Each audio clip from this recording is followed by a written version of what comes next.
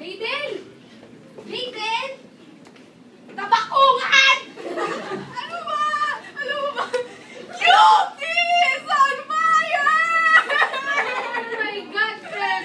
Wake up! Wake up!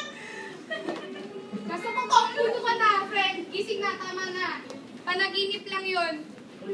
Dahil dyan, manood na muna tayo ng TV, ha? On... You're watching Cam TV. Change! You're still on Cam TV. Change. You're watching Cam TV. Change! You're on Cam TV. Manood na lang tayo ng tape, girl. Meron ako dito. Wait, hold that thought. This is an This is an emergency advisory on how to prevent how to prevent and prepare for a fire.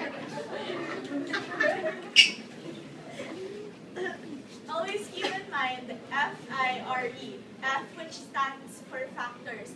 Always remember the factors which could lead to the occurrence of a fire. Examples could be toxic pollutants or even your appliances at home. Next is I. I stands for immediate needs. For example, we have preparation, assistance, and evacuation whenever a fire is likely to occur. And there's also R. Remember that precaution can be taken to mitigate ill health effects from fires. And E. Educate. Spread your knowledge to increase awareness and promote prevention. And this has been your camp ad. Thank you for watching. Off. Yun pala yung friend. Ay, nako, friend.